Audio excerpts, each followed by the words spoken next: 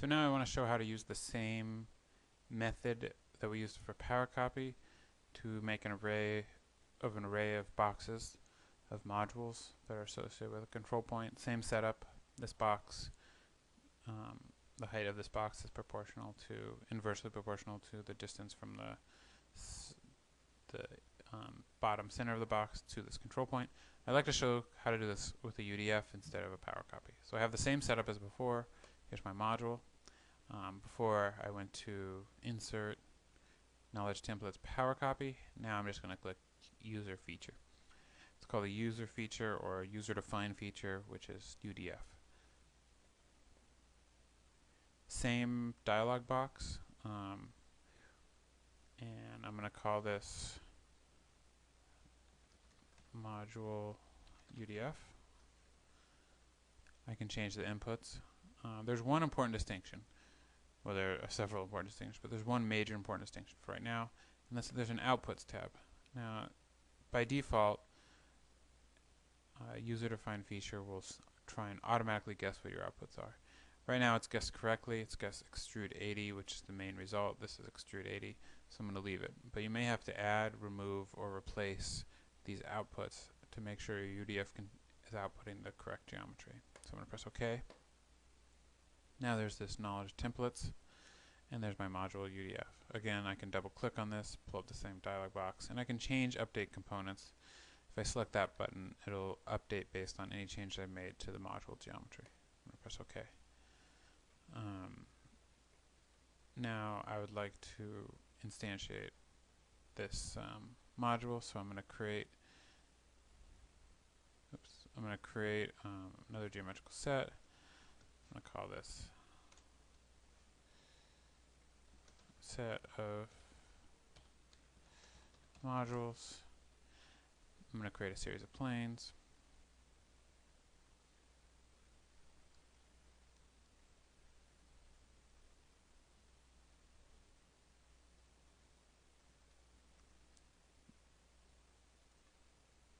That all refer to the same start point, the same input point. And I'm only going to make 3 this time, whereas before I'd made more. And I'm going to hide the module geometry. And now I'm going to instantiate the module UDF. Again, set of modules, edit inputs, all refer only to input point. So I'm going to instantiate the module, instantiate. This should look very similar to before, very similar to a power copy.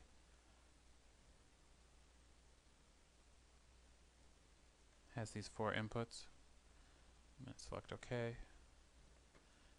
And there it is. Here is my module.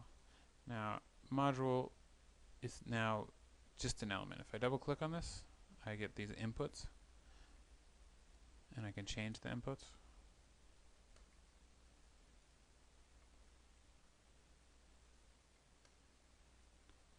But I can't access, edit, or change what's inside the module. I've created my own object, my own type.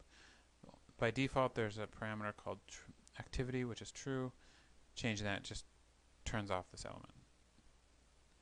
It's the same. If you can do the same for anything, right-click on a point, deactivate is the same. I'm not going to do it. Everything can be active or deactivated. So I'm going to instantiate several of these. Instantiate, use identical name. I'm going to select repeat. OK. Change the input point. OK.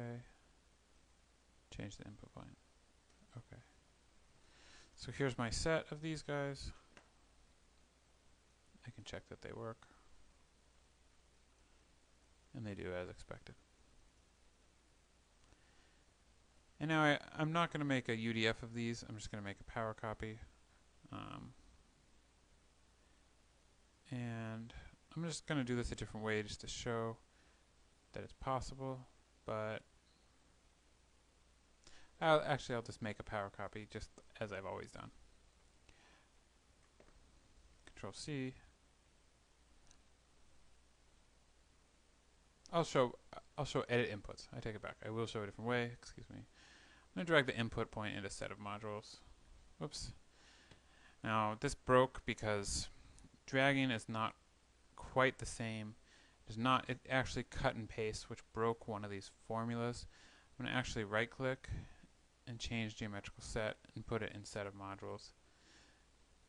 I'm often sloppy by dragging things. Technically, you should always right click, change geometrical set to relocate geometry. Cutting and pasting will break a formula, whereas change geometrical set will keep the link to the formula. Now, because it's all based on input point, I can just cut and paste this, edit my input point,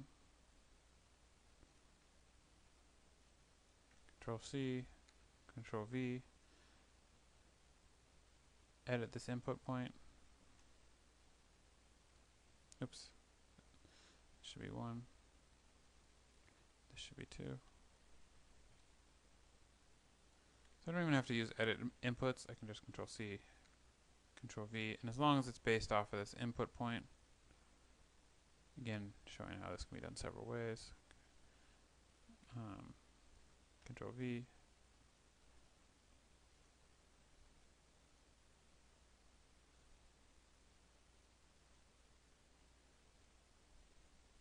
I skipped one. Control C, Control V.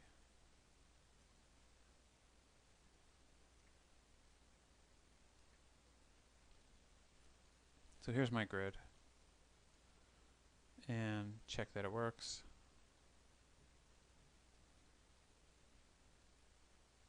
As expected.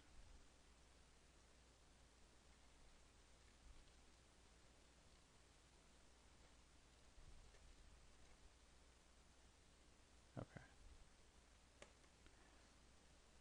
So that is the basics of a UDF.